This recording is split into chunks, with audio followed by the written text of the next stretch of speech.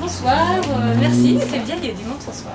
Alors, pour ceux qui ne me connaissent pas, donc moi je m'appelle Léonore Tarlet, je suis psychologue, psychothérapeute. Et donc ça fait plusieurs années que je propose soit des conférences, je suis formatrice, je fais des chroniques radio. Donc j'aime bien transmettre, parce que je suis passionnée aussi par ma discipline. Et du coup j'ai à cœur de transmettre ce que je sais en psychologie. Voilà. Donc là ce soir le thème, je vous ai proposé pourquoi est-on parfois incohérent. Alors j'aime bien le ramener à soi-même parce que je pourrais dire pourquoi les autres sont incohérents, parce qu'en général on voit mieux chez les autres. Mais si les autres le sont, nous, sans doute, on l'est aussi. Ou dissocier. Alors, j'ai pas mis d'emblée dissocier parce que c'est un terme qui fait un petit peu peur, on comprend pas trop ce que c'est. Tout de suite, on pense aux psychotiques, schizophrènes, les troubles borderline. Donc, on se dit, oulala, je vais pas aller voir ce truc-là, je sais pas de quoi on va me parler. Ou alors, je vais découvrir que j'ai une structure personnalité bizarre. Donc, pas de panique, je vais vous expliquer. Donc, j'ai fait un petit plan que j'ai mis sur Facebook. Pour vous expliquer un petit peu tout ça. Alors déjà peut-être je vais faire un petit tour, vous vous attendez à quoi ou est-ce que vous avez déjà des questions, des attentes par rapport à mon intervention de ce soir ou est-ce que vous aimeriez apprendre? Vous êtes aware. Moi j'avais pas vu le thème alors j'ai pas trouvé le thème. Parce que sur le chablé c'est pas écrit en fait le thème. Voilà. Mais maintenant j'irai voir votre site Facebook. Oui, j'ai une page qui s'appelle Psychoactive et puis Léonore Tarlet Pro. D'accord. Donc, alors, comment la personnalité structure? Donc, en fait, évidemment, c'est du bon sens, mais c'est l'inné et l'acquis. C'est-à-dire qu'en fait, quand un enfant se développe, quand il vient au monde, il a déjà son patrimoine génétique et puis des prédispositions de personnalité. Et en fonction de l'environnement qu'on va lui proposer, de l'interaction, il va se structurer d'une certaine façon. C'est pour ça que dans la fratrie, si on dit « moi j'ai élevé mes 3 enfants exactement pareil », on va se rendre compte qu'ils ne sont pas forcément développés les mêmes choses, ils ne sont pas adaptés de la même façon. Et parfois dans la fratrie, on va s'être adapté à la même chose mais d'une façon complètement opposée. Parfois il y a un des frères qui sera allé au conflit, qui sera allé chercher le clash, et puis l'autre qui aura dit « moi je ne fais pas de vagues parce que déjà le contexte il n'est pas facile donc on ne moufte pas et comme ça si on se tient bien il ne se passera rien ». Donc l'inné et l'acquis, la génétique, l'apprentissage et la vie n'est que changement et interaction, adaptation permanente. Donc ça c'est vraiment important. La vie c'est du changement et la psychologie aussi. Tout est adaptation, on est des mammifères, on est très adaptables. Et il ne faut pas penser que parce qu'on a eu un trauma un jour ou parce qu'il y a eu un problème, ça y est, c'est foutu, on sera traumatisé à vie. Je vous le dis aussi parce que souvent les mamans me disent oh, « mon Dieu, un jour j'ai fait ça et puis ça veut dire que mon gamin va être traumatisé à cause de moi ».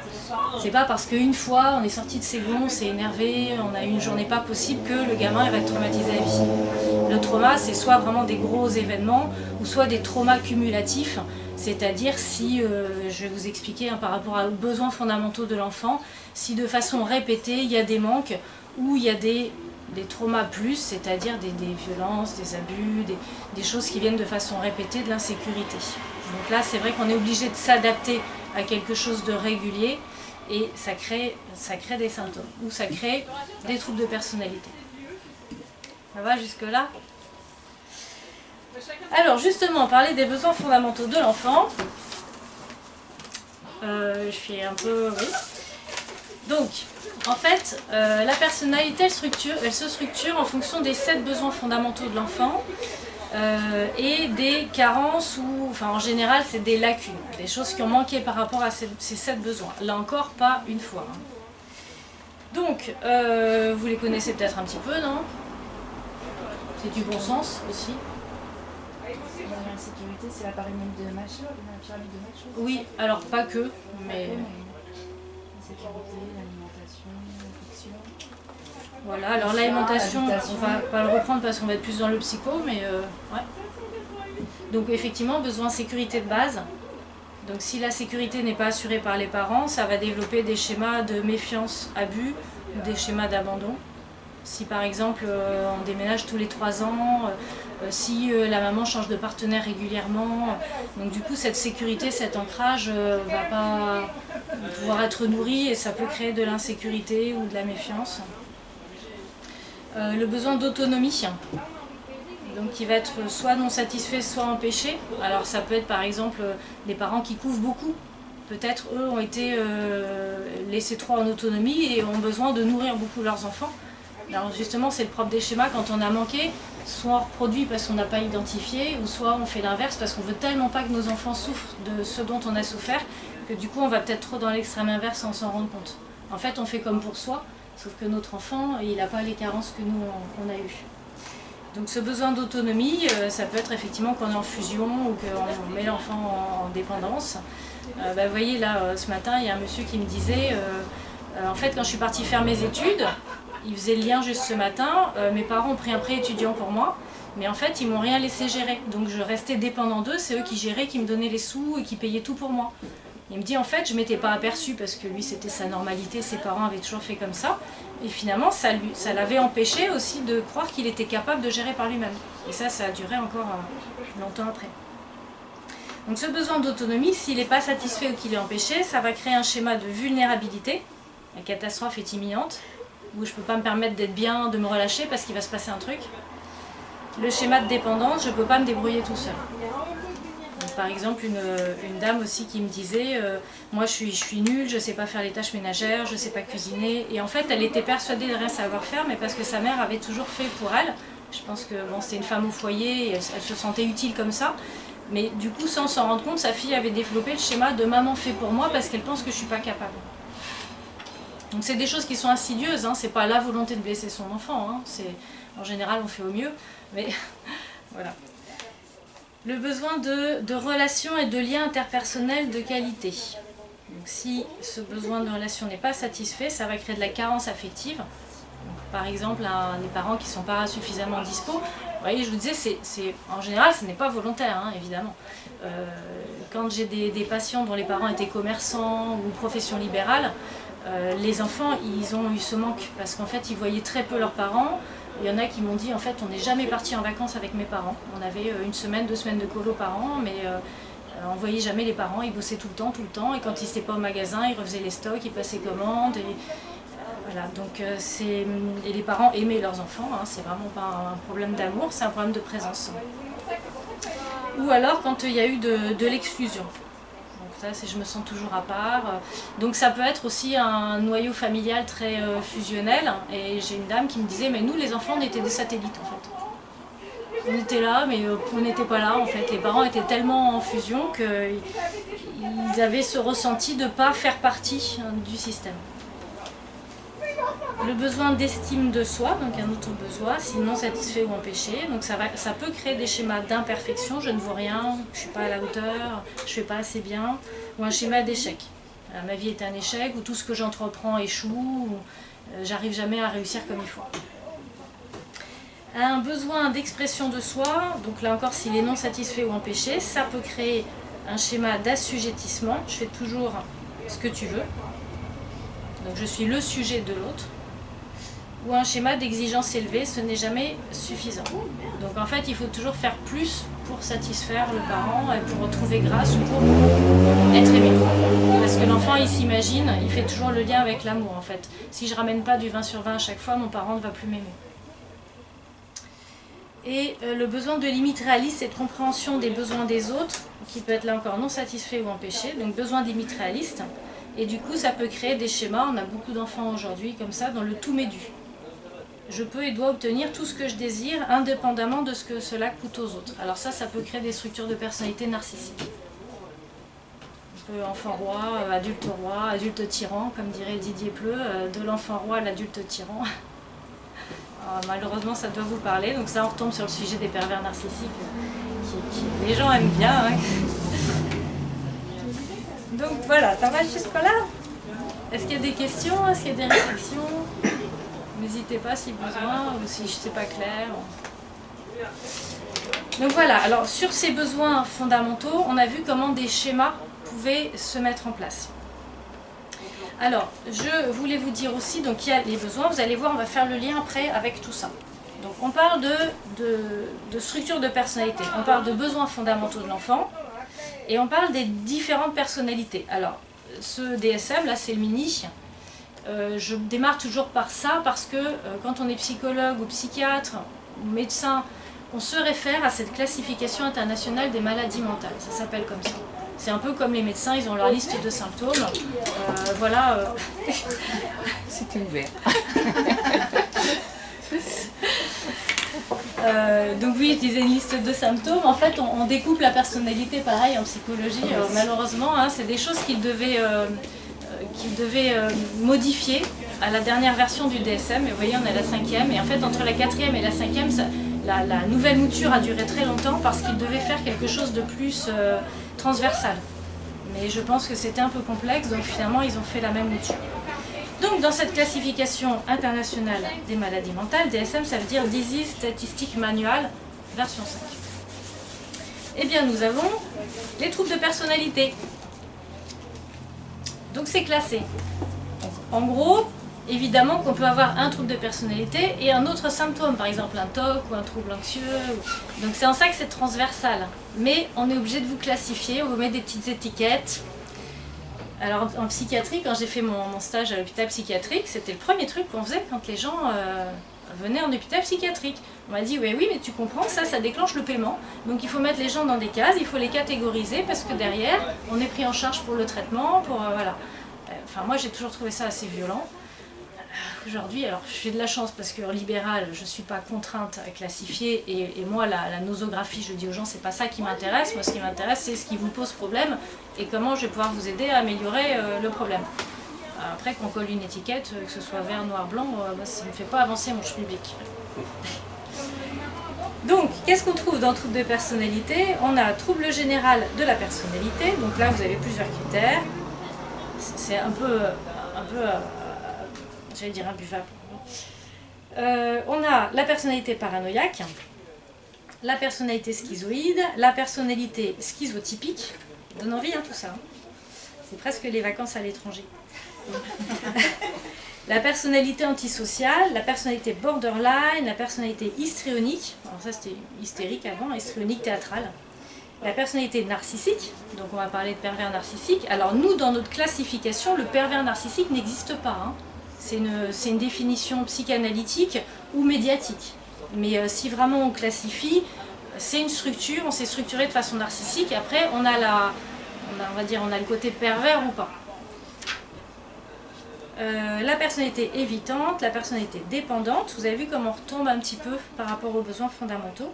La personnalité obsessionnelle compulsive, donc quand on a ce type de personnalité, on est plus apte à développer des troubles obsessionnels compulsifs, mais on peut très bien avoir une personnalité qui n'est pas comme ça et avoir des troubles obsessionnels compulsifs. Bon, puis alors après c'est non spécifié, etc. Donc, voilà, déjà, alors c'est un peu... On passe à côté de plein de choses. Je veux dire, c'est comme si vous rentrez à l'hôpital parce que vous avez mal à la jambe. On ne sait pas si c'est un problème de tissu, des os, des ligaments, de phlébite, de circulation sanguine. Vous voyez, finalement, c'est un peu ça. Donc là, c'est comme si moi, je me limite à un diagnostic. Bon, je vous le donne quand même pour que vous sachiez comment ça fonctionne. Et alors, donc dans ce DSM, on observe que les troubles de personnalité que je viens de vous lire et les troubles dissociatifs, ils sont classés dans deux catégories distinctes. Alors, je vais vous expliquer les dissociations parce que ça explique tout en termes de structuration de personnalité. Mais là, c'est pas dans la même catégorie. Donc il faut que je vous mette deux étiquettes, au moins. Donc qu'est-ce qu'on a dans les troubles dissociatifs? Troubles dissociatifs de l'identité, amnésie dissociative, dépersonnalisation des réalisations, autres troubles dissociatifs spécifiés. Voilà. Donc, tout ça pourquoi? Parce que là, vous dites où est-ce qu'elle veut en venir. On ne se perd pas, on se revanche. Pourquoi je fais le lien? Donc là, je vais vous parler du coup de différentes théories du modèle TAI. Alors certains ici connaissent, ça veut dire traitement adaptatif de l'information. Je vais vous parler de ça, de Francine Shapiro, du SPI. Les SPI, c'est les schémas précoces inadaptés, de Jeffrey Young, de l'IFS, Interland Family System. Je vais vous expliquer un petit peu tout ça, analyse transactionnelle.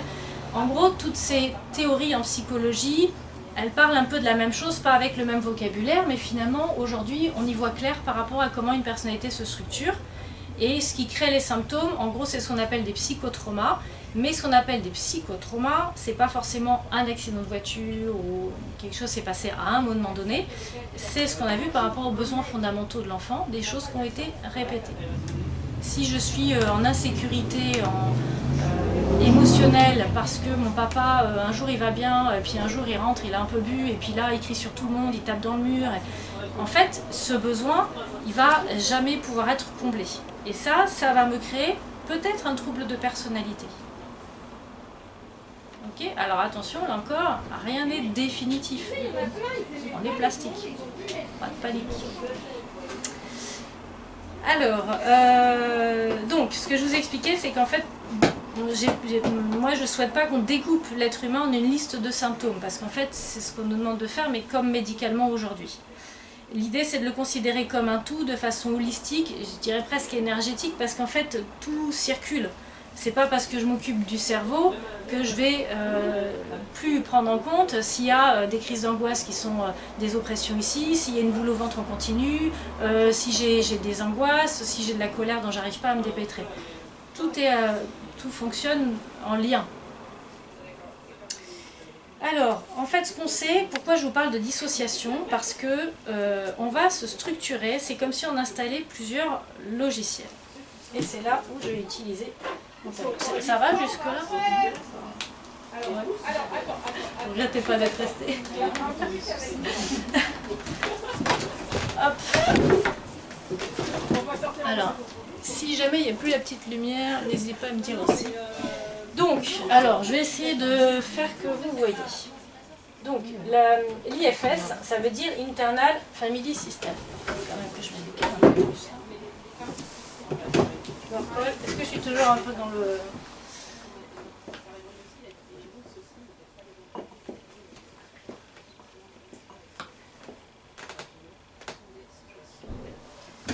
Donc ça... Ah ben voilà. Bon. Donc cette thérapie, cette théorie, elle part de la théorie systémique. Vous savez, la théorie systémique, c'est surtout le système familial en fait. Donc on sait que le tout est plus que la somme des parties, c'est ça la systémique. Le tout, quand on agglomère tous les éléments d'une famille, c'est plus que si on additionne chaque élément d'une famille. Parce que comme on est en interaction les uns avec les autres, on va co-créer en fait. Donc on apporte de la plus-value ou de la moins-value, mais en fait il va se créer des choses. Donc là, l'idée, c'est qu'il va y avoir un système qui va être en lien avec un autre système, et un autre système, etc. Donc, tout est en lien. C'est par là, etc. Et si j'en rajoute un, ce sera encore autre chose. Donc, toutes ces interactions vont modifier l'équilibre du système et vont faire qu'il est spécifique. Donc ça, en thérapie familiale, on connaît bien ça. C'est Palo Alto. Et depuis, je crois que c'est depuis 80, donc ça c'est Richard Schwartz qui a créé cet IFS, qui est vraiment intéressant. Parce que ça veut dire qu'à l'intérieur de nous, c'est comme si on avait différentes parties, différents petits logiciels dédiés pour gérer certaines choses. Je l'ai mis, pour celles qui ont vu sur Facebook, je ne sais pas si vous avez vu, j'ai mis une petite vidéo d'IFS qui est super bien expliquée, il fait des petits dessins et il explique ça hyper bien. Alors, ça paraît simplifié, mais il faut l'écouter plusieurs fois quand même, parce que ce qu'il apporte, c'est quand même très riche, mais c'est super bien expliqué. Donc, est-ce qu'il y a une petite... je peux prendre une petite serviette? Ouais, merci. Je n'ai pas pris mon tampon parce qu'il est vraiment dégueu. Donc, si je vous prends l'exemple. Quand je suis en groupe, je me sens exclue. Du coup, qu'est-ce que je fais?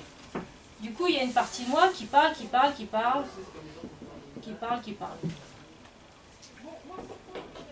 Et du coup, qu'est-ce qui se passe? Ben, je suis rejetée parce qu'en fait, je saoule les gens.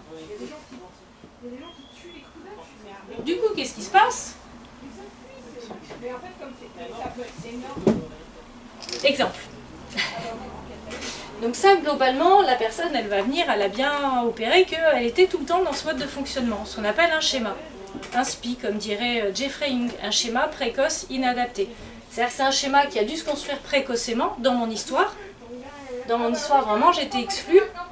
Et puis peut-être j'ai développé ça parce que j'ai remarqué que ça marchait, peut-être avec maman. Et puis finalement, j'ai conservé ce mode de fonctionnement, mais qui me porte préjudice et qui renforce mon problème.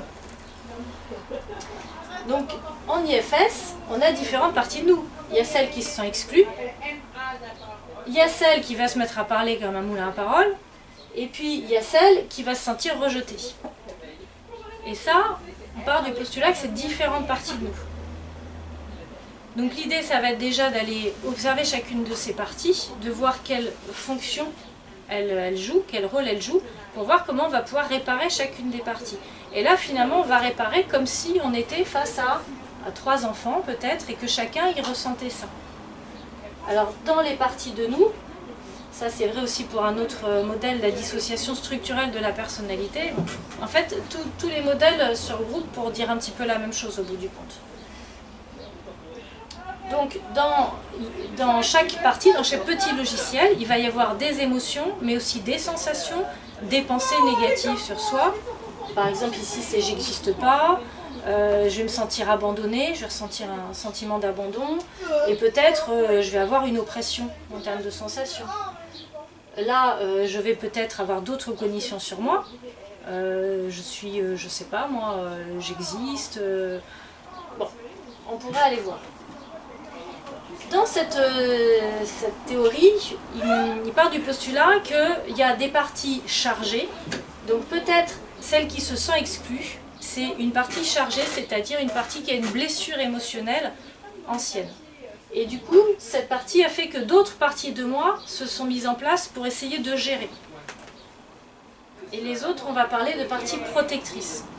Alors, il y a 2 types de parties protectrices.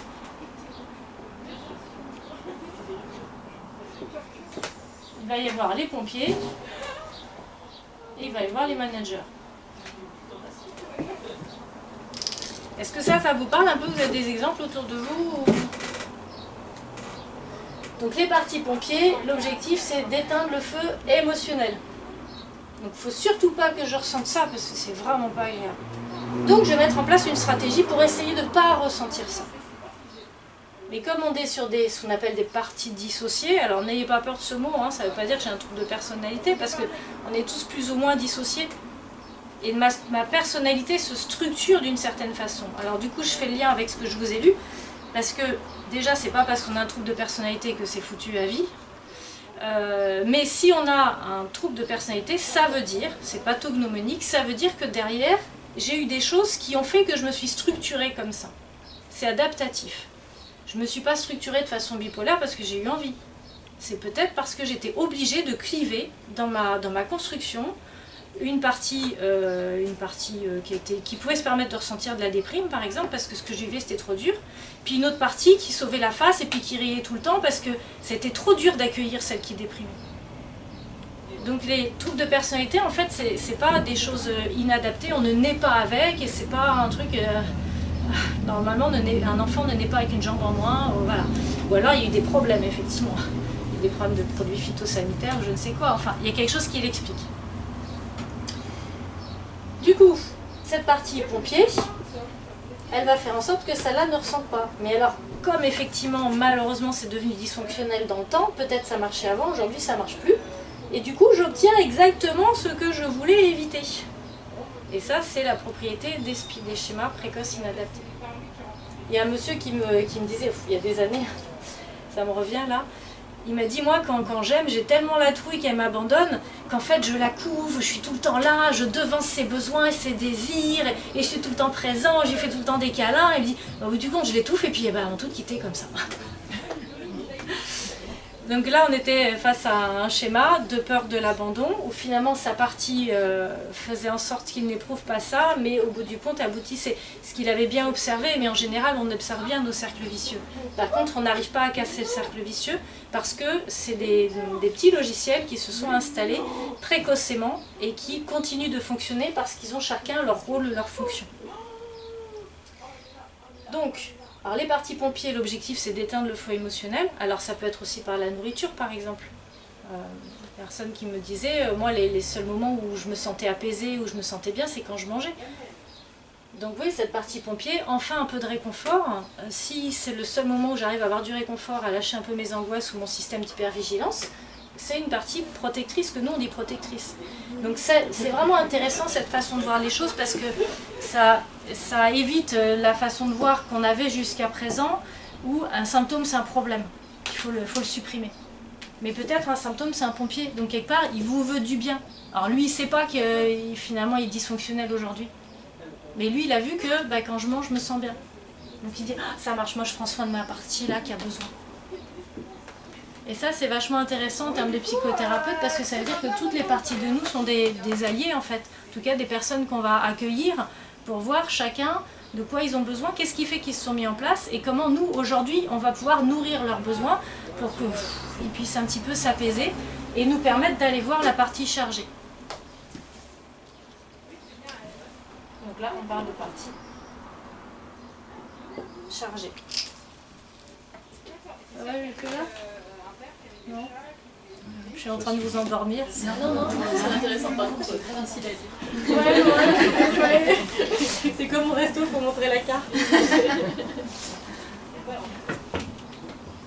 Et en plus, j'ai un pied qui est plus long, alors ça tourne autour.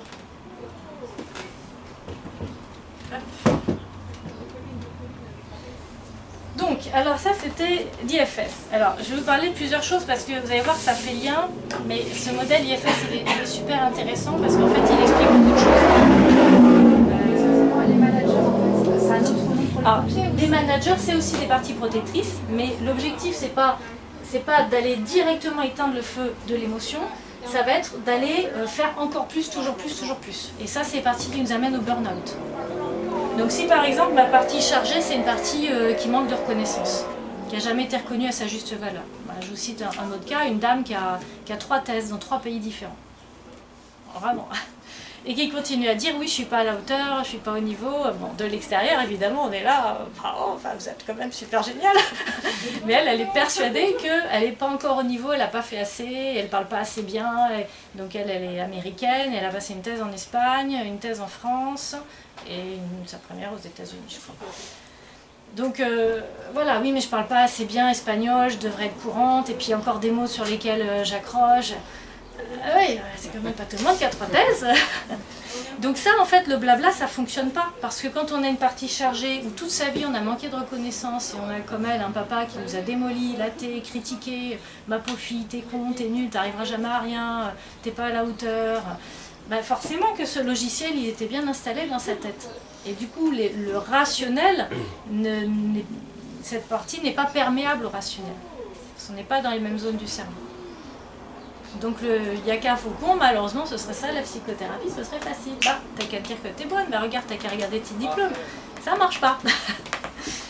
Et du coup sa partie manager, bah, vous avez compris, en fait elle continuait à postuler encore pour refaire des diplômes, pour à nouveau être évaluée, et donc elle écrivait plein d'articles scientifiques, enfin elle était dans des congrès, elle faisait des interventions, mais à chaque fois elle débriefait en disant « Ah oui mais là j'ai pas utilisé le bon mot, ah oui mais là je vois bien que j'aurais pu faire différemment, j'ai pas fait assez bien, ou ben j'ai pas lu tel bouquin alors qu'en fait j'en ai lu 50 mais celui-là j'aurais dû le lire ». Donc les parties managers vont nous forcer à faire toujours plus dans l'illusion que ça va nourrir cette partie-là. Donc la partie protectrice, elle est un peu dans l'illusion que le jour où j'aurai atteint vraiment le super haut niveau, ça y est, ma partie là, elle sera apaisée. Et ça fait qu'on se reconnaît jamais à la hauteur et finalement on finit parfois en burn-out avec les parties managers. Par contre, ça fait des gens super compétents. Ça développe des schémas d'exigence élevés. Enfin, ça développe. C'est des gens qui avaient déjà des schémas d'exigence élevés. Je me souviens d'un monsieur que j'avais accompagné qui était ingénieur et qui me... Enfin, c'est une époque où je faisais les bilans de compétences. Et il était persuadé de ne pas faire assez bien, etc. Et je lui avais dit en rigolant, je lui ai dit, mais les employeurs, ils doivent être super contents de vous parce que vous bossez comme un dingue, vous ne comptez pas vos heures, vous remettez tout le temps en question, vous cherchez tout le temps à faire mieux. Je dis, vous êtes vraiment la personne à recruter. Il m'avait regardé. Je lui dis, le schéma d'exigence élevée, c'est bien pour l'employeur, mais pour soi, c'est moins facile à vivre, c'est moins agréable, c'est pas très zen quand même. Donc voilà pour les parties protectrices. Donc en général, en thérapie, on va d'abord essayer de capter les parties protectrices pour un peu les apaiser, les nourrir par rapport à leurs besoins, parce que sinon elles ne nous laisseront pas atteindre la partie chargée, évidemment, puisqu'elles sont là pour... Vous voyez par exemple une personne qui a appris à toujours être en vigilance parce que dans l'environnement il pouvait se passer des trucs. Et les seuls moments où elle a été un peu relâchée, où elle s'est sentie heureuse, où les choses allaient bien, hop, c'est passé un truc. En fait, ce sont des gens, par exemple, s'ils vont faire de la sophrologie, ça ne marchera pas. Parce que ce qui les déclenche, eux, ce qui déclenche la partie protectrice, c'est quand je me sens bien. Quand je me sens relâchée. Alors après, c'est des gens qu'on va culpabiliser. Oui, vous ne savez pas vous détendre, vous ne savez pas lâcher prise. Mais justement, si la personne elle a appris à jamais se descendre, à lâcher prise, c'est qu'il y a une raison. Et après, ça, c'est nous, notre job, d'aller explorer. Tiens, voilà, intéressant. La personne, elle n'a pas pu se permettre de lâcher prise. Il faut aller explorer et aller réparer ce qui est à l'origine de tout ça. Parce que plus on va chercher à la détendre, et plus les parties protectrices elles vont s'activer. Puisque je suis en danger si je me détends. Comment on fait en sorte que les barrières... Eh bien, on va aller rencontrer la partie protectrice pour voir de quoi elle a besoin et comment on peut peut-être lui apprendre d'autres stratégies de gestion ou alors réparer ce qui est à l'origine de son installation. C'est un peu comme si on vit dans un château fort et puis on dit bon bah on va démolir les murs du château fort et puis ensuite on fera la guerre. C'est un peu l'inverse quoi. On va d'abord envoyer, je sais pas moi, les diplomates, les négocier la paix et puis ensuite si vraiment il y a la paix on détruit le château fort. Mais là, c'est comme si on essayait déjà de... Allez hop, on démolit les parties protectrices, tout ira bien. Ben non.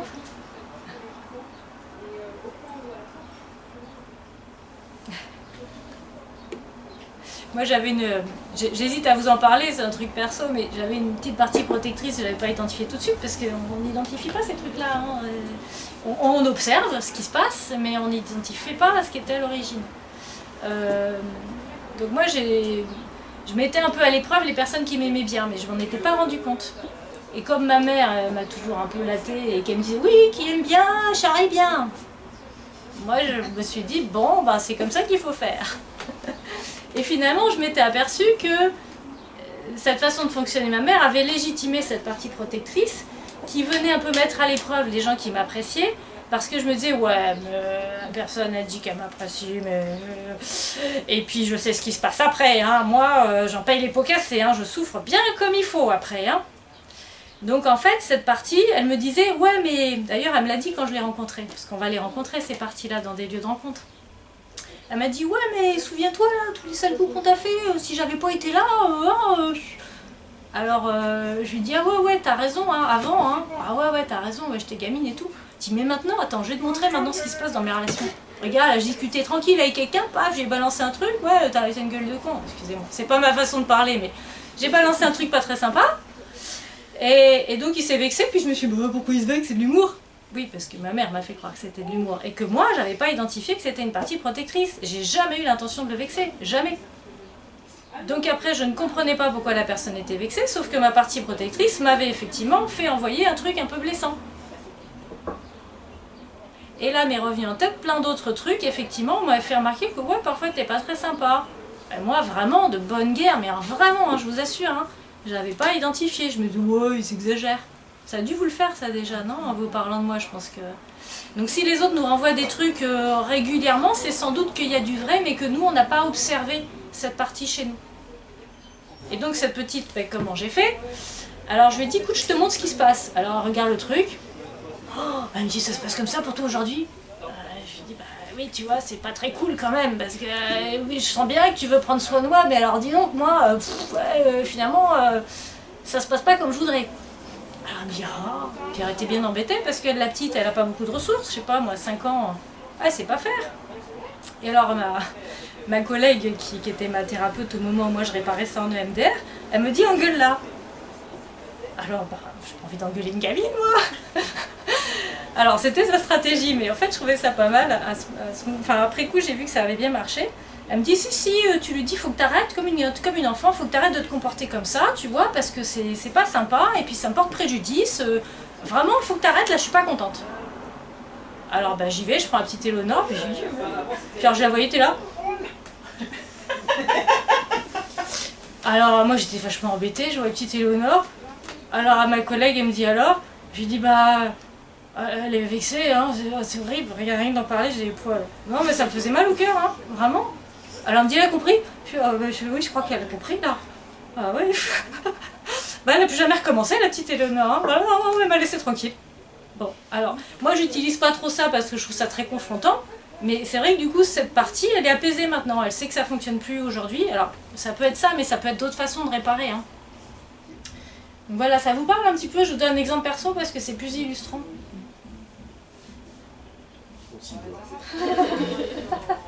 Alors évidemment les autres ils voient bien mieux chez nous, hein, et surtout les conjoints, enfin c'est plus facile et ils nous pratiquent pendant un certain nombre d'années. Donc c'est vrai que nos bons amis ou quoi vont nous renvoyer des trucs et parfois hein, ça nous parle pas, on se dit n'importe quoi, il hallucine ou il exagère. Mais souvent il y a du vrai. Alors c'est vrai que quand il y a de l'amour, quand on est dans le couple, c'est plus facile à entendre, hein. On se dit merde, il a raison. Oui.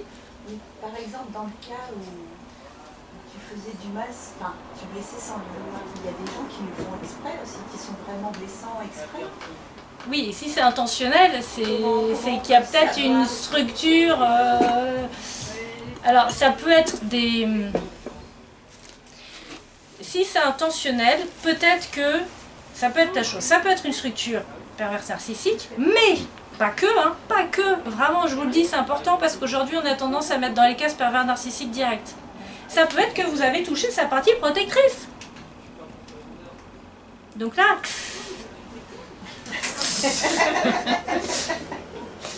Vous allez la sentir, la partie protectrice, hein. Là, vous allez bien la sentir. Ouh. Je sais pas si ça vous arrive avec des collègues ou quoi, on dit un truc, puis tout le coup, on se prend un truc, waouh.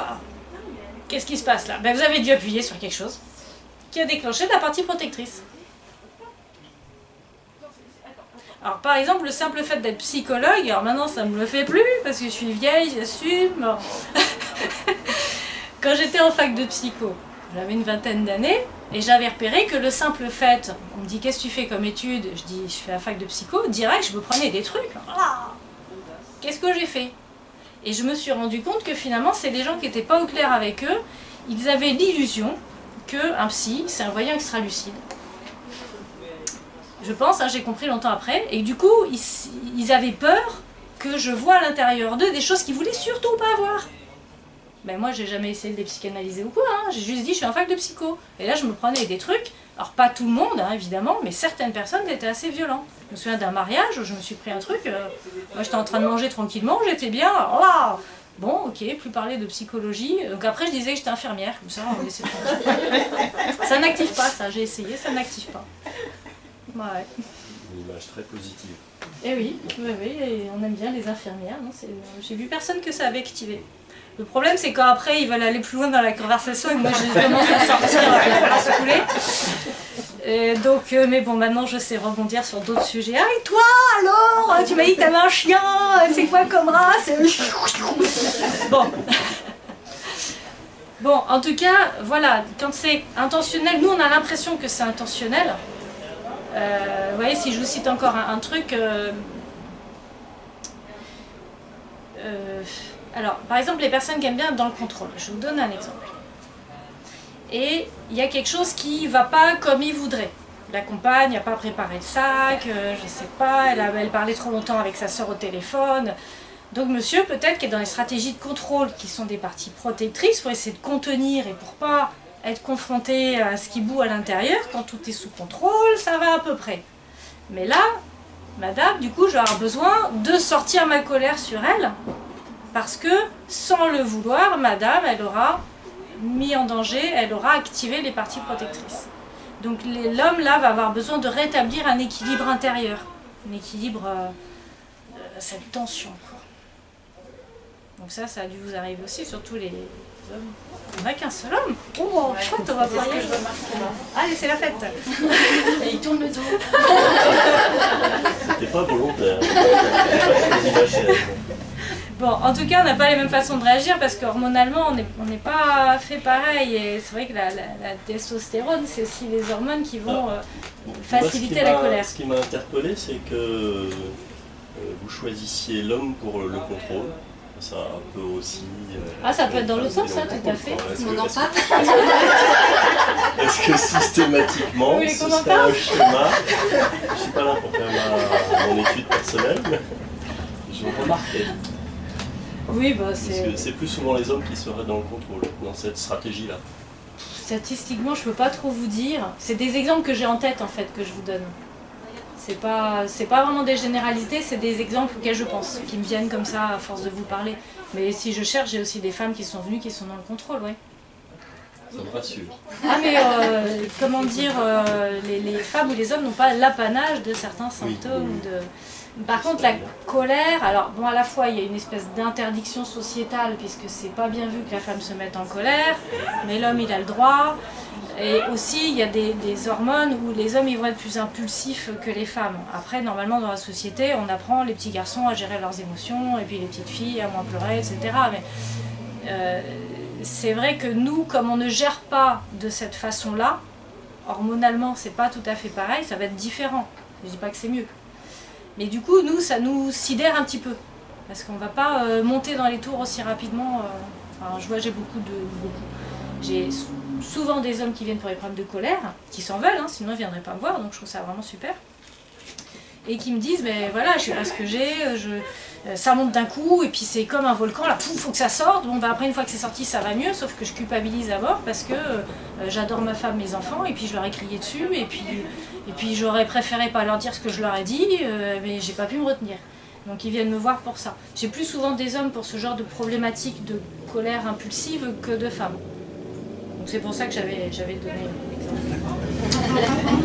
C'est pour ça que la partie protectrice, le contrôle, j'essaie juste de comprendre. C'est sûr, ma petite Éléonore, elle va encore faire. Bon. Non, mais elle l'a de plus, elle avait de la chance, c'est parce que je lui ai dit, elle l'a de plus, ça y est. Hein.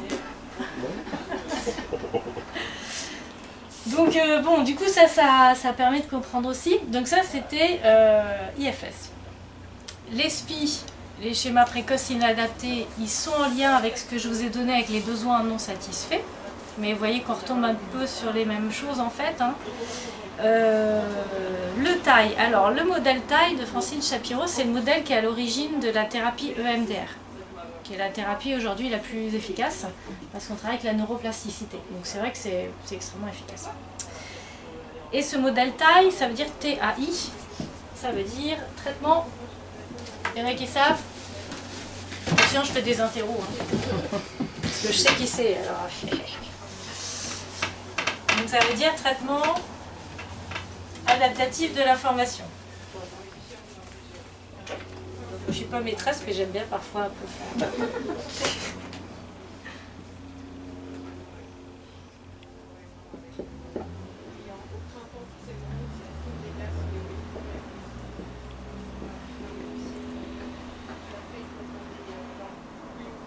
Donc c'est pas comme la nourriture, hein. Mais c'est bien aussi manger taille. Mais là, c'est TAI, traitement adaptatif de l'information. Donc cette théorie, elle postule que le cerveau n'a pas traité l'information de façon adaptée. Alors, comment il fait le cerveau pour traiter l'information en fait? J'espère que Mon sommeil paradoxal. ouais. Oh, bien. Vous êtes dans la partie? Non, j'ai fait des séances de MDR. D'accord, d'accord. Bah, votre psy, il est mieux que moi parce que moi, vous voyez, ils n'ont pas un traité.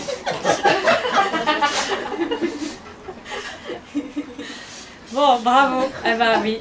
Alors, la mise à jour disque dur, c'est toutes les nuits, pendant la phase du sommeil. Alors, surtout sommeil paradoxal, on sait aujourd'hui qu'en fait, on rêve dans un peu toutes les phases, mais surtout en sommeil paradoxal. Et c'est le mouvement où on fait des rapid eye movement, on fait des balayages oculaires et c'est ce qui permet à l'information d'être retraitée. Donc toutes les nuits on rêve, on s'en souvient ou pas. Il y a plein de gens qui disent moi je rêve pas, ça n'est pas vrai, on rêve, mais on s'en souvient pas forcément. Et toutes les nuits on rêve parce qu'on fait un peu mise à jour disque dur. Si, je sais pas, une journée je me suis engueulée avec ma meilleure amie, je m'endors contrariée. Et puis je rêve qu'on se dit les mots, on s'engueule, on se prend dans les bras, puis je me réveille, je me dis oh en fait c'est des conneries tout ça, on s'en fout, je l'adore. Mon cerveau il m'a permis une issue, en fait il a retravaillé l'information la nuit pour me permettre de digérer mes émotions et de changer d'angle de vue. Donc c'est accompagné des mouvements oculaires et c'est là-dessus qu'est basé le MDR. Donc Francine Shapiro, pour la petite histoire, c'était dans les années 80 et c'est une femme qui elle a fait un cancer du sein et du coup c'est un petit peu comme David Servan-Schreiber, c'est-à-dire qu'elle s'est dit qu'est-ce que moi je peux faire de mon côté pour améliorer les choses. Donc il y avait le traitement qu'on lui proposait, mais elle avait envie d'être proactive aussi de son côté. Et du coup, elle a vu aussi que... Non, elle a repris des études en psycho, je crois qu'elle avait déjà 50 ans. Elle a passé son diplôme en TCC, en thérapie cognitivo-comportementale, donc du coup elle comprenait déjà l'effet des cognitions sur les émotions, etc. Et puis à un moment donné, elle était dans un parc, elle se promenait, et puis elle avait un problème en tête, comme ça nous arrive souvent, on est en train de réfléchir à un truc. Et puis à un moment donné, pof, insight, elle a révélation soudaine. Alors elle s'est dit, tiens, mais qu'est-ce que j'ai fait juste avant qu'il y ait eu cette solution qui se présente à moi? Donc elle a essayé plusieurs trucs, et puis elle s'est dit aussi, ce qu'il y a, c'est quand je marchais, je faisais des balayages. C'est-à-dire je marchais, puis avec mes yeux, je regardais à droite, à gauche sur le chemin. C'est peut-être ça. Du coup, elle a pris ses amis comme cobayes, puis elle a dit, pensez à un problème. T'as été frité avec ton beau-père hier. Tu veux bien penser à ça? Tu regardes mes doigts. En fait, elle s'est aperçue que les copains, le problème se solutionnait, tout seul. Dit ouais mais en fait on s'est engueulé mais en fait il avait raison, c'est parce que j'étais con, je voulais pas reconnaître et puis en fait je m'en fous, je vais aller le voir après et puis je lui dirai qu'il avait raison. Donc c'est empirique au démarrage la découverte et finalement depuis les années 80 on a fait plein d'expérimentations de par le monde, il y a des études dans tous les pays qui ont prouvé l'efficacité thérapeutique de l'EMDR. Donc ça paraît vraiment tout bête la façon dont ça fonctionne mais c'est efficace. Donc voilà, alors tout ça évidemment, ce taille, ça fait lien avec les petits logiciels dont on parlait, puisque l'information qui n'a pas été traitée de façon adaptée, c'est parce qu'elle avait un enjeu à ne pas être traitée de façon adaptée. C'est-à-dire qu'aujourd'hui, elle n'est plus traitée de façon adaptée. Mais si on nous remet dans le contexte de l'époque, si moi je reprends la petite Éléonore par rapport à ses problématiques d'abandon, bah, je pense qu'elle n'avait pas complètement tort de fonctionner comme ça. Il valait mieux mettre la personne à l'épreuve, vérifier, parce que c'est bon, sinon ça coûte cher, on le paye cher. Donc on va faire en sorte en EMDR que l'information non retraitée de façon adaptée puisse aujourd'hui être retraitée pour un peu faire la mise à jour, intégrer les nouvelles données. Mais ça, le cerveau, il le fait naturellement. Nous, en EMDR, on va aller plus cibler sur ce qu'il n'a pas pu retraiter naturellement. Parce que la majorité de vos traumas, vous les avez retraités sans vous en rendre compte. Si, je sais pas, il y a ma maîtresse à 10 ans qui m'a engueulée devant tout le monde parce que j'avais fait un hors-sujet, je l'ai super mal vécu. Et puis finalement, maintenant j'y repense, je me dis, bah oui, j'avais le droit d'avoir des profs connes aussi, comme les autres, il n'y a pas de problème. Qu'est-ce qui fait qu'on ne digère pas certains souvenirs en particulier? Alors ça va être les shoots chimiques au niveau du cerveau, de kétamine et de morphine. Alors, on a vu que les événements soit sont répétés, donc c'est un peu des micro-traumas, c'est le supplice de la goutte d'eau, ou soit ça va être un événement, je sais pas, peut-être un abus, des choses comme ça, ou peut-être oui, un accident de voiture quand j'étais petite, j'ai cru que j'allais mourir, ou au niveau du cerveau, quand on est face à un stress, on a de la kétamine et de la morphine qui s'activent si on ne peut pas solutionner le stress en luttant ou en fuyant. Donc c'est les trois F en anglais, fight, fly, frozen. Donc, si je prends l'exemple de l'accident de voiture, bah, je suis petite, je ne peux pas partir, prendre le téléphone de ma mère, oui bah alors on a un accident, les pompiers vous venez. Je suis un peu coincée, j'ai pas lieu de combattre parce que le gars en face il est reparti, je peux rien faire, enfin voilà. Donc en fait, dans un premier temps, je vais avoir une activation d'adrénaline, de cortisone, qui va me permettre de combattre ou de fuir, donc je vais être très activée dans mon corps. Si je ne peux choisir aucun des deux, je vais sidérer. Je vais faire le troisième F, le frozen, et du coup là j'ai de la kétamine morphine autour de mon cerveau reptilien, notamment autour de l'amygdale, qui va un peu calmer le jeu au niveau du cœur et de l'activation de la réaction de combat. Donc ça permet de ne pas faire d'infarctus, donc c'est de la survie, mais le double effet qui se coule, c'est que ça encapsule le trauma à l'identique. Et c'est ça qui fait qu'on dissocie dans certains... Oui, c'est ça. C'est un mécanisme de survie, en fait, c'est de la protection, mais bah, va falloir le retraiter après, puisque du coup ça l'a figé. Mais c'était pour la survie, c'était pour éviter qu'on fasse un infarctus, ou que, parce que trop d'hormones de stress, le cœur à terme il ne peut pas rester comme ça trop longtemps. Donc là encore, notre cerveau il fonctionne pour nous faire du bien. Bon après on dit ouais c'est pas cool, j'ai les symptômes, j'ai les réviviscences et tout, c'est pas marrant. Mais finalement il a fonctionné de façon adaptée sur le coup.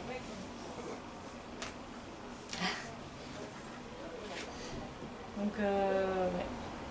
Alors c'est vrai que quand on combat par exemple, donc je vous donnais l'exemple de deux frères où il y en a un qui va au charbon, donc son père qui gueule tout le temps ou qui voilà. Là c'est un exemple que j'ai aussi. Mon patient me dit bah moi en fait j'étais très doux, je faisais pas de vagues, je faisais tout pour qu'il crie pas, puis quand il criait je me mettais dans un trou de souris et puis j'attendais que ça passe le plus vite possible. Et il me dit moi mon frère, bah, il faisait comme mon père en fait. Il criait plus fort que lui, il claquait toutes les portes, il gueulait un bon coup, puis après il allait bien. Donc le frère va bien, parce que quand on peut solutionner la situation en combattant, finalement on sort le truc, on est dans l'action, alors que mon patient qui a sidéré, en fait, qui était figé, c'est resté coincé. Mais ça se retraite. De quoi je pourrais vous parler d'autre? Et l'analyse transactionnelle. Donc là c'est pareil, vous connaissez un petit peu l'analyse transactionnelle?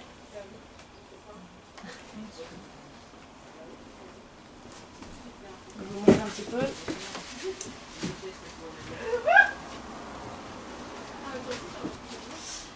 Alors, ben, peut-être ça va vous parler pour certains, parce qu'en général, rien que de faire le dessin, on dit ah oui, j'ai déjà vu ça. Pour ceux qui voient. Parents, adultes, enfants. Donc on dit aussi PAE. Ça vous parle un peu? Donc ça, c'est surtout pour étudier, alors c'est aussi une théorie qu'on utilise en thérapie. Moi je trouve qu'on est trop dans le cognitif, on est trop dans le cortex mammalien, et comme on sait que les traumas ils sont au niveau du reptilien, c'est-à-dire qu'on va beaucoup raisonner, donc c'est intéressant parce qu'on comprend plein de choses, mais on ne va pas forcément supprimer ce qui est à l'origine des symptômes, on ne va pas forcément supprimer les symptômes. Donc toutes ces théories, je les trouve un petit peu culpabilisantes parce que les gens, forcément, on a tous envie de s'en sortir, donc on pratique bien, on y met du sien. Et après les personnes me disent, bah oui, enfin je dois avoir un problème, ou je dois avoir, je suis pas assez compétent, ou je suis trop nul, ou mon cerveau a un problème parce que je fais tout, j'ai tout bien compris et pourtant j'ai toujours les symptômes. Donc c'est pour ça que moi je travaille principalement en EMDR d'emblée au début, même si après je passe par des thérapies plus cognitives pour que les personnes puissent comprendre ce qui se passe comme je le fais là, hein, en transmission de connaissances. Mais en première intention, ça m'embête parce que les personnes vont vraiment se donner du mal et ils ne vont pas avoir de résultats, ils vont penser que c'est à cause d'elles. Donc on ne cherche surtout pas à faire ça en thérapie, parce que la personne se culpabilise encore plus ou ait une mauvaise estime d'elle. Donc, comment ça marche ? Donc cette théorie, elle part du postulat que à l'intérieur de nous, on a 3 sphères. Une sphère parent, une sphère adulte, une sphère enfant. Et puis l'énergie, elle, circule. Donc la sphère adulte, c'est celle où j'essaye d'être le plus souvent du temps, la plupart du temps. Mais je peux être dans le parent, alors je suis dans le parent si je suis enseignant, si, voilà, si je dois poser le cadre, si je dois transmettre. Mais je vais être dans mon côté parent, mais dans l'adulte, parce qu'en fait, normalement, il y a encore 3 les PAE là, je ne vais pas rentrer dans le détail. Et puis je peux être dans l'enfant si je fais l'imbécile avec mon gamin, avec mon conjoint. Voilà. Donc, j'ai ces 3 sphères où l'énergie va circuler. Ça, c'est quand on est aux commandes. Ça, en gros, le parent ou l'enfant, c'est quand on est dans des parties que je dis dissociées, même si le terme n'est pas complètement à propos.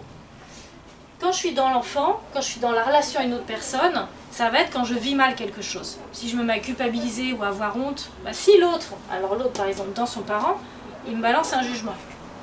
Ah, tu sais pas ça toi? Hein? Attends, t'avais quelle école déjà? Alors là on se sent un peu...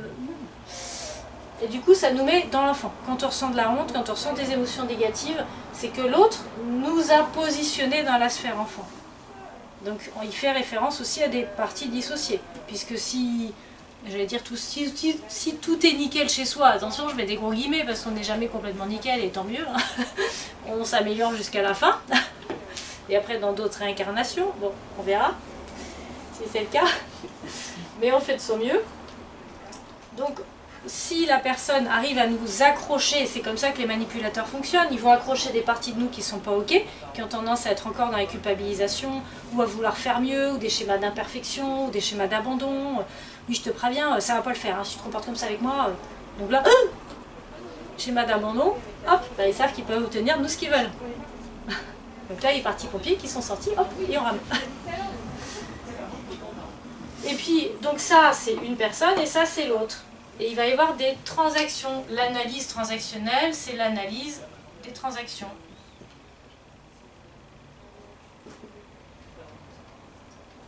On parle de AT.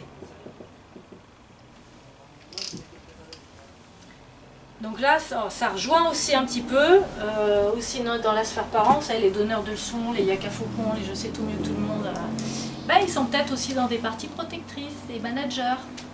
Parce que ça empêche d'aller voir le matériel traumatique, le truc qui n'est pas glop. Donc si moi je sais tout mieux que tout le monde, ça me permet de ne pas me remettre en question, je suis tranquille, entre guillemets. Donc finalement, ce modèle d'analyse transactionnelle, on peut aussi le voir sous l'angle des parties dissociées. Donc de la structuration de la personnalité. Donc voilà ce que je voulais vous dire. Est-ce que vous avez compris maintenant pourquoi je parlais de personnalité? Ça vous semble plus clair?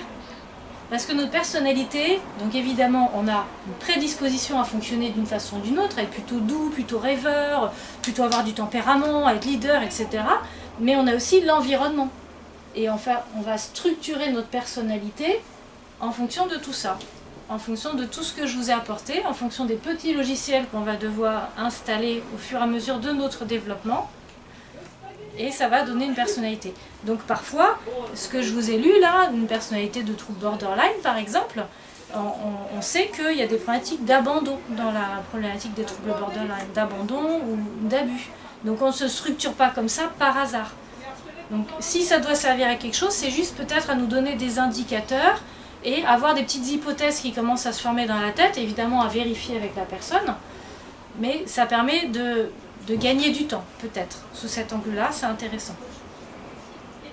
Donc quand il y a des gens qui viennent en disant « Ah ben, je suis content, je sais ce que j'ai. » Ah oui, alors il paraît que maintenant c'est bien le diagnostic, ça y est, je suis content, je sais ce que j'ai. J'ai la mort subite de l'adulte. Bon, non là c'est foutu, ils vous le disent plus.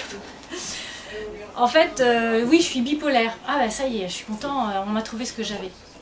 Bon, ça va mieux maintenant. Voilà, moi ça m'amène rien en fait. Et moi je trouve ça assez culpabilisant quand même, quand on nous colle un post-it, je suis trop borderline, bah oui mais ça m'apporte quoi? Bah, ça m'apporte que peut-être le médecin lui il est content parce qu'en face il va pouvoir... en face il va pouvoir mettre des cachets ou telle chimie, ah ben, on sait qu'en fonction de nos classifications et puis de notre manuel, en face il y a telle chimie qu'on met et puis voilà. Sauf qu'en fait la chimie c'est comme si je vous donnais un antidouleur sur une jambe cassée. Ça ne répare pas. Donc, moi, ça me permet de dire, ah ok, si cette personne a été obligée de se structurer en trouble bipolaire, c'est sans doute qu'il y a eu quelque chose qui l'a obligé, qui a contraint sa structure à se former comme ça. Et ça, c'est intéressant, et ça va aussi aider la personne, qui va plus être dans la culpabilisation, bah, je suis pas normale ou je suis folle, mais de se dire, ah ok, mon système, il est intelligent. Parce qu'il a dû mettre en face de choses certainement difficiles, une structure pour y faire face. Donc déjà, j'ai su m'adapter. Et ça veut dire que si on a su s'adapter dans un sens, on saura s'adapter différemment aussi. Surtout avec l'IFS que je vous ai montré, où on va aller accueillir toutes les parties, et notamment celles qui se sont structurées de cette façon, pour aller les apaiser et permettre à la partie chargée d'accepter qu'on s'occupe d'elle et qu'on la répare. C'est pour ça que quand on a des troubles, alors vous voyez par exemple troubles du comportement alimentaire, ce qui est compliqué c'est qu'encore aujourd'hui, j'espère que c'est en train de changer, on attaque le symptôme. Mais le symptôme c'est la partie protectrice. Donc plus on attaque le symptôme, plus la partie protectrice elle est en guerre. Hors de question, tu m'auras pas. Là, forcément elle joue son rôle. On veut la détruire, on veut détruire les murs du château fort. Alors ils sont en train de protéger la princesse qui est toute vulnérable. Bah non, c'est débile. C'est quoi cette stratégie de guerre? Enfin, moi je capitule, là, c'est pas comme ça qu'il faut faire. Donc la partie du trouble du comportement alimentaire, c'est merci, heureusement que tu es là, parce que tu as permis à la partie chargée d'être un peu plus zen pendant des années. Ensuite le job, évidemment, ça va être quand même d'apaiser tout le système, mais quand on le voit sous l'angle de la partie protectrice, moi je trouve que ça aide déjà à se réconcilier déjà avec les différentes parties de soi. Je trouve quand même qu'on est dans une société qui favorise énormément les troubles du comportement alimentaire, que ce soit dans un sens ou dans l'autre. C'est culpabilisant dans tous les cas parce qu'on est trop mince ou pas assez mince et c'est jamais suffisant et on ne mange jamais suffisamment bien et c'est voilà, toujours culpabilisant. Ah oui, oui. Bah, passons aussi dans une société beaucoup superficielle de l'image ou quoi. Donc on est bombardé d'images de filles super bien foutues, complètement retouchées et tout, mais bon. Hein? Et qu'on est éduqué encore plus en tant que femme dans un contrôle de notre corps, un contrôle de notre alimentation. Ouais. Effectivement, on nous fait croire que la solution est à l'extérieur, alors par l'alimentation, par le look, par la chirurgie esthétique, alors qu'en fait, dans les sociétés plus anciennes, ou je sais pas, par exemple le bouddhisme ou d'autres spiritualités, on apprend que le bonheur il est à l'intérieur, mais aujourd'hui je trouve qu'on ne permet pas suffisamment aux enfants de découvrir leur richesse intérieure. Donc c'est vrai on est formaté dans cette illusion que quand j'aurai cette belle robe, je me sentirai mieux. Quand j'aurai acheté cette voiture, ça ira. Enfin quand j'aurai ma maison, je serai heureuse. Et en fait c'est une quête insoluble parce que évidemment le bonheur c'est une posture intérieure en fait. C'est l'apaisement de son système intérieur. Et puis ensuite d'être plein de gratitude pour les petites choses que la vie nous offre. Mais oui, il y a beaucoup de choses, on marche un peu sur la tête aujourd'hui, il y a beaucoup de choses qui seraient inversées. Mais en même temps, il y a une prise de conscience, comme vous dites très justement, de tout ce qu'il faut remettre dans l'ordre. Et ça, c'est très encourageant aussi de voir ce dont on n'a plus envie et ce qu'on a envie de voir dans cette vie. Et si vous êtes tous là, je pense que vous avez tous envie de semer d'autres choses. Voilà, vous venez apprendre des choses, réfléchir, vous poser les bonnes questions, vous avez envie de bienveillance, d'amour, de respect, sinon vous ne viendriez pas à un apéro avec une psychologue. Donc déjà merci pour ça, parce que tous vous vibrez dans vos vibrations de cœur, là, c'est sûr.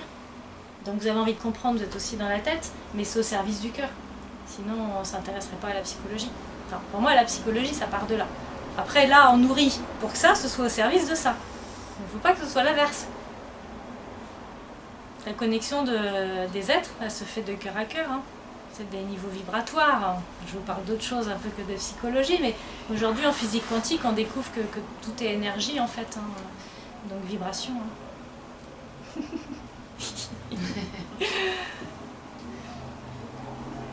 Et d'ailleurs, ça me permet de dire que non, je suis vraiment touchée. C'est vrai que ça me touche aussi.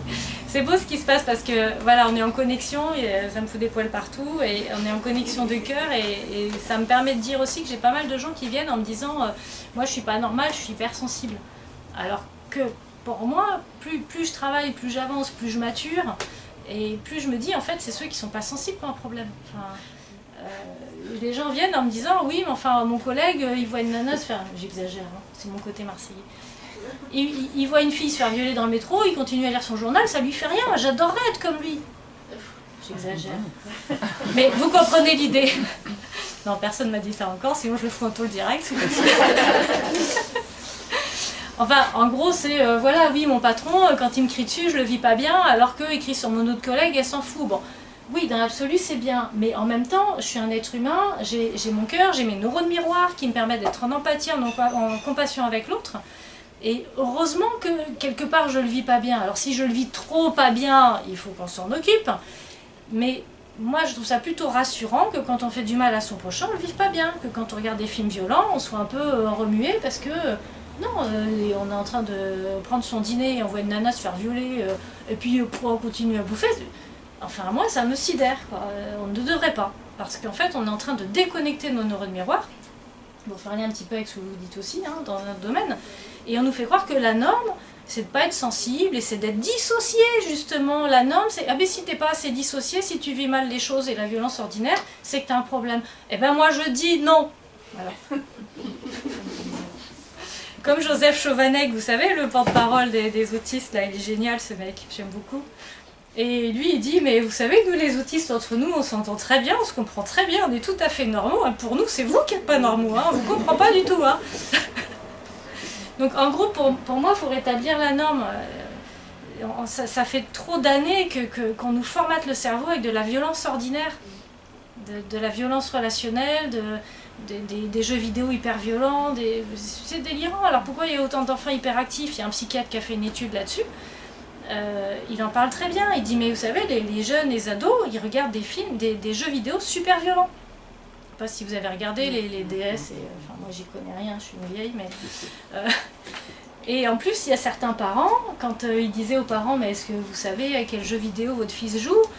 Donc le gamin il a 12 ans et puis il dit ah oui il est précoce hein, parce que c'est interdit au moins de 18 et puis il y joue déjà, hein, il est intelligent mon fils. Hein. Alors là, le psychiatre dit eh ben, vous avez déjà regardé les jeux vidéo? Ah non, non, non, nous, ça ne nous intéresse pas.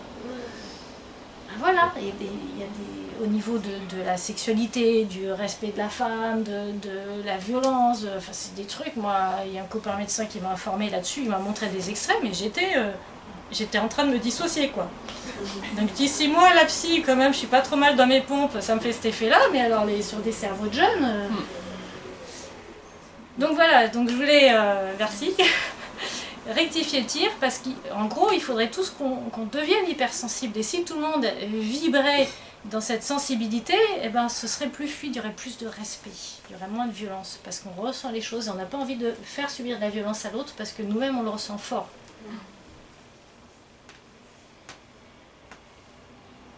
Alors, il y a un copain qui m'avait dit... bah, je l'ai fait changer depuis parce qu'il parle à une psy et il faut pas... Hein. Et donc bah, pareil, quand je vous parle de ce truc, on était avec ses filles en train de dîner et puis il y avait le film Jeanne d'Arc à la télé. Vous connaissez? Il y a une scène qui est horrible. Ah oui, hein. Ouais. Et donc il y avait Jeanne d'Arc qui était petite fille, qui était avec sa sœur dans une maison. Donc il y a les méchants qui arrivent.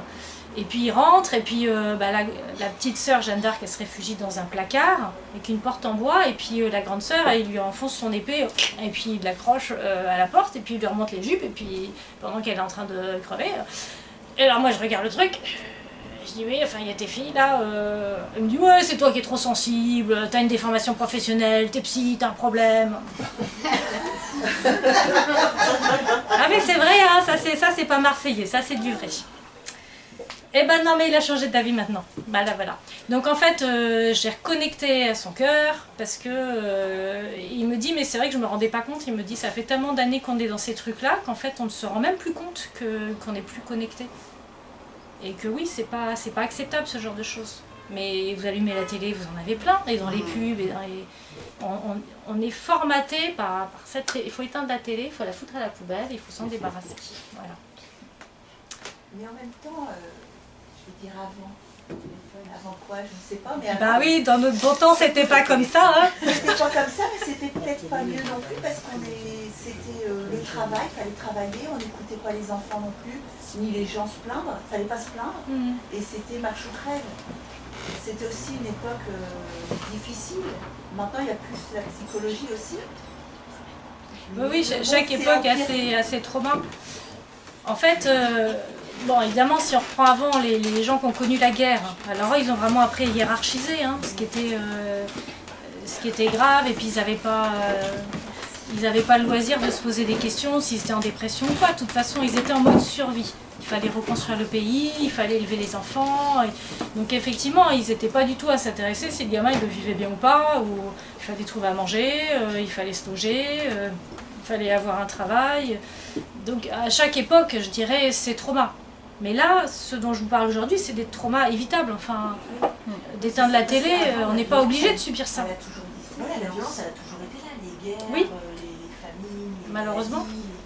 Mais spontanément, Mathieu Ricard, il a fait une méta-analyse là-dessus, hein, il a beaucoup travaillé le sujet, il a été récupérer toutes les expériences scientifiques qui ont été faites sur l'altruisme, il a écrit un super bouquin là-dessus.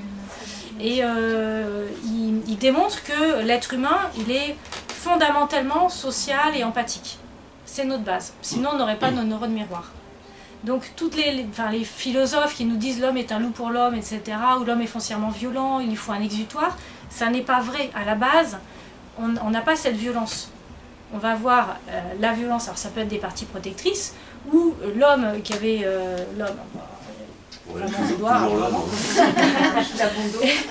En tout cas, les hormones de stress, aussi la testostérone, permettaient au démarrage d'aller chasser le mammouth quand même, c'est pas rien. Enfin, je veux dire, il fallait vraiment ressentir la violence.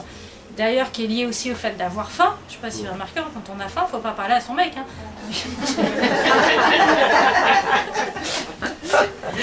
Donc ça, on l'a toujours, et ça, c'est épigénétique en fait.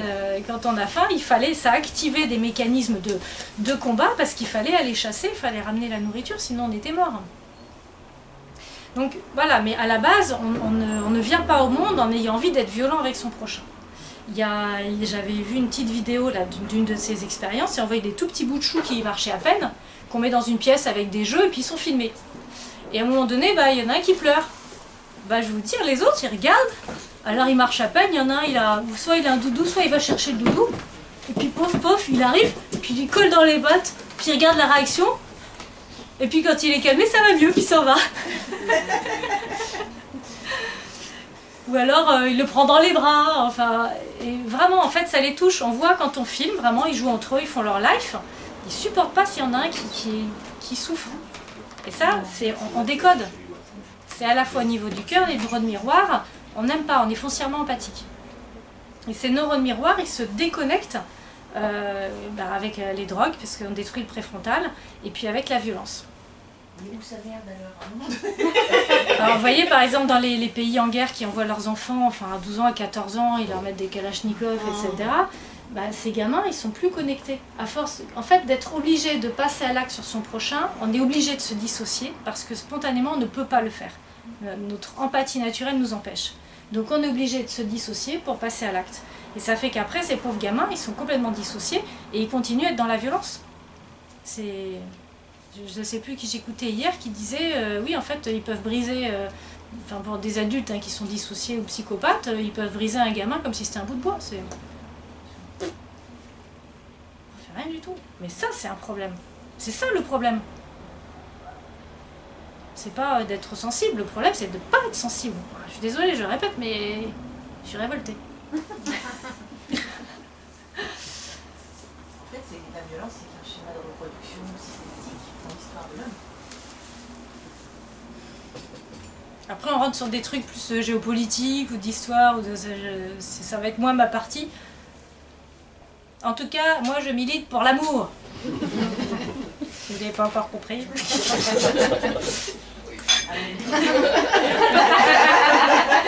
On essaye d'avoir des a priori positifs. Et du coup, quand on travaille aussi des séquences de communication, on essaye toujours, on nous dit d'avoir un a priori positif. La personne nous a agressés. Il vaut mieux envisager des hypothèses ça soit les maladroites, ou il n'a pas compris ce que je lui ai dit, ou j'ai appuyé sur un de ses déclencheurs, ou quelqu'un lui a raconté un truc sur moi. J'en sais rien. On va vérifier ensuite sur place, mais ça permet de ne pas monter dans l'escalade et d'emblée aller voir la personne en disant « Ouais, qu'est-ce que ça dit sur moi? Tu ne me calcules pas !» Je parle de Jones aussi. Oui. Parce que c'est ça, les jeunes, c'est « Ouais, il a parlé sur moi, machin. » Enfin, je sais plus comment. En fait, tout le monde parle sur tout le monde et du coup, ça fait un gloubi-boulga, mais un truc. Alors qu'au démarrage, on ne sait même pas vraiment ce qui s'est passé, puis si ça se trouve, ça valait pas le coup de démarrer tout de suite. Donc a priori positif, évidemment si après il y a des choses qui sont confirmées, qu'il y a une malveillance ou quoi, on s'en protège, on peut éviter la situation, voilà, rester politiquement correct et puis pas rentrer dedans. Mais on essaye toujours d'avoir un a priori positif, d'avoir un a priori de bienveillance, de respect. En fait, c'est important de semer dans la relation ou dans notre vie ce qu'on veut y voir apparaître. Donc on a chacun envie d'être respecté. C'est important de respecter son prochain. Ça paraît du bon sens, mais dans notre fonctionnement, vu qu'on est quand même sacrément dissociés aussi les uns les autres, parfois on ne se rend pas compte. Et puis on nous renvoie que, ouais, on parle de façon agressive, et puis nous, on n'avait pas repéré. Et parfois, quand on est énervé, les femmes, hein, parce que nous, on a un cycle aussi. Voilà. Donc, il y a la moutarde qui nous monte au nez, là, il va pouvoir se rattraper. Là. Je suis sur des perches, hein, quand même. Hein. Donc, c'est vrai qu'il y a des moments où on ne sait pas pourquoi, là, on est... il faut que ça sorte, là, et tout le monde comprend pour son grade, là, il ne faut pas traîner dans nos pattes à ce moment-là. Hein. Mais bon, comme on a des hommes intelligents, ils comprennent. Ils disent, ouais, ça va lui passer, ça ira mieux plus tard. On va pas rester dans ses pattes là, vous savez, comme les chats. Sur la gaffe. Non, vous l'avez pas vu. Puis on revient après, ça va mieux et calmer. Non, ça vous fait pas ça? Je voulais pour la paix des ménages. Je préfère ne pas m'avancer sur ce terrain. Donc nous on a ça, et puis alors après on a morale dans les chaussettes, ouais je suis moche, je suis nulle. Faire du shopping, ça va faire du bien. Voilà. Et alors eux, ils comprennent pas vu qu'ils n'ont pas les mêmes hormones que nous. Vous n'avez jamais entendu, hein? Un petit shoot émotionnel sans dépenser de l'argent. Oui. J'adore. Elle est chouette, hein? Je vais la recruter pour mes prochaines vidéos.